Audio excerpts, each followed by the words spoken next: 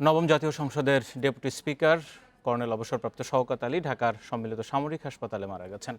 1969 সালে বঙ্গবন্ধুর বিরুদ্ধে যে আগরতলা ষড়যন্ত্র মামলা হয়েছিল, শওকত আলী সেই মামলারও আসামি ছিলেন। তার মৃত্যুতে রাষ্ট্রপতি এবং প্রধানমন্ত্রী শোক প্রকাশ করেছেন। সকালে ঢাকা সম্মিলিত সামরিক হাসপাতাল সিএমএইচে চিকিৎসাধীন অবস্থায় মারা যান তিনি। মৃত্যুকালে বয়স হয়েছিল 84 বছর। বার্ধক্যজনিত নানা রোগে ভুগছিলেন কর্নেল শওকত। বিশেষ করে কিডনি, ডায়াবেটিস, উচ্চ রক্তচাপ, হৃদরোগ ও নিউমোনিয়ায় আক্রান্ত হয়ে তিনি ঢাকা সিএমএইচে ভর্তি হয়েছিলেন। শওকত আলী শরীয়তপুর 2 আসন থেকে 6 বার জাতীয় সংসদ সদস্য নির্বাচিত হন। বাদ মাগরিব বাইতুল মোকাররম জাতীয় মসজিদে তার নামাজের জানাজা অনুষ্ঠিত হবে। সর্বস্তরের মানুষের শ্রদ্ধা নিবেদনের জন্য নড়িয়া শহীদ মিনারে তার মরদেহ রাখা হবে। বাদ জোহর নড়িয়া বিএল উচ্চ বিদ্যালয়ে জানাজা শেষে নিজ বাড়িতে চিরনিদ্রায় শায়িত হবেন বীর মুক্তিযোদ্ধা শওকত আলী।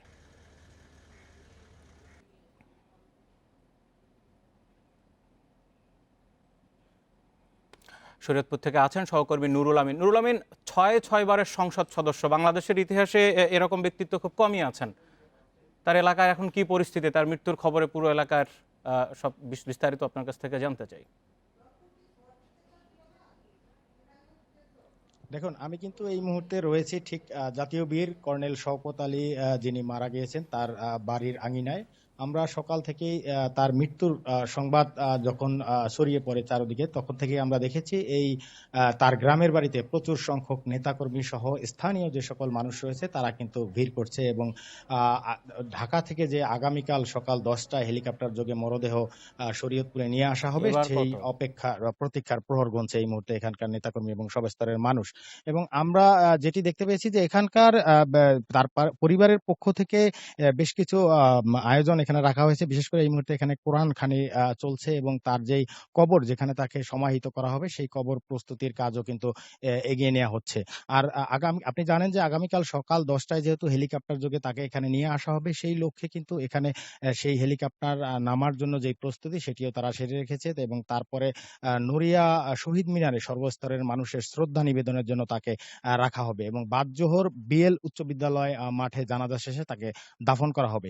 আমি কথা বলেছি অনেক মুক্তিযোদ্ধাদের সাথে যারা তৎকালীন সময়ে এই কর্নেল শওকত আলীর নেতৃত্বে মুক্তিযুদ্ধে ঝাঁপিয়ে পড়েছিল। তারা স্মৃতিচারণ করতে গিয়ে অনেকে আবেগ আপ্লুত হয়ে বলেছিলেন যে তিনি যখন আগরতলা ষড়যন্ত্র মামলার আসামি হয়েছিলেন এবং সেখান থেকে জামিনে বেরিয়ে এসে মূলত তিনি এই মুক্তি সংগ্রামের জন্য মানুষকে একত্রিত করেছিলেন এবং মুক্তিযুদ্ধে অনুপ্রেরণা জুগিয়েছিলেন স্থানীয় মুক্তিকামী মানুষের মধ্যে। এবং তার ডাকে সাড়া দিয়েই কিন্তু শুধু এই শরীয়তপুর নয়, গ্রেটর ফরিদপুরকে যদি আমরা বলি, মাদারীপুর, ফরিদপুর, এ সকল অংশের মুক্তিযোদ্ধারা কিন্তু অনুপ্রাণিত হয়ে সেদিন মুক্তিযুদ্ধে ঝাঁপিয়ে পড়েছিল এবং মুক্তিযুদ্ধে বিজয় ছিনিয়ে এনেছিল দেশের পক্ষে। এবং সেখানে একটি উল্লেখযোগ্য বিষয় ছিল, যেহেতু তিনি মুক্তিযুদ্ধের সময় মুক্তিকামী মানুষকে নিয়ে আন্দোলন করেছিলেন, সেই বিষয়টিকে কিন্তু সেই জনপ্রিয়তাকে কাজে লাগিয়ে তিনি 6 বারের সংসদ সদস্য নির্বাচিত হয়েছিলেন এবং টানা 30 বছর তিনি শরীয়তপুর 2 আসন থেকে জাতীয় সংসদের প্রতিনিধিত্ব করেছেন। এ থেকেই কিন্তু বোঝা যাচ্ছে যে তিনি কতটা জনপ্রিয়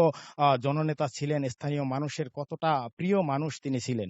এবং আজ তার মৃত্যুর সংবাদের সাথে সাথে কিন্তু এই পুরো এলাকায়, শুধুমাত্র নড়িয়ায় নয়, পুরা শরীয়তপুরে কিন্তু আমরা শোকাবহ একটি পরিবেশ লক্ষ্য করেছি এবং উপজেলা আওয়ামী লীগের পক্ষ থেকে এরই মধ্যে কিন্তু 3 দিনের শোক ঘোষণা করা হয়েছে এবং তারা কালো ব্যাজ ধারণ করবেন এবং শোক পালন করবেন। এর বাইরে স্থানীয় বর্তমানে যিনি সংসদ রয়েছেন, জাতীয় শরীয়তপুর 2 আসন থেকে নির্বাচিত সংসদ সদস্য এবং পানি সম্পদ মন্ত্রণালয়ের উপমন্ত্রী একেএম এনামুল হক শামীম, তিনিও কিন্তু শোক জানিয়েছেন তার মৃত্যুতে। তো সব মিলিয়ে বলা যাচ্ছে যে এই বীর মুক্তিযোদ্ধা শওকত আলীকে শেষ শ্রদ্ধা জানানোর জন্য সব ধরনের প্রস্তুতি কিন্তু এখানে নিয়ে রেখেছে তার পরিবার এবং আওয়ামী লীগ সহ স্থানীয় অঙ্গ সংগঠনের নেতাকর্মীরা। তো এই ছিল আমার কাছে এখন পর্যন্ত সবশেষ তথ্য শরীয়তপুর থেকে। সাবেক ডেপুটি স্পিকার কর্নেল শওকতের মৃত্যুর পর তার বাড়ির আঙিনা থেকে বিস্তারিত জানছিলাম সেখানকার।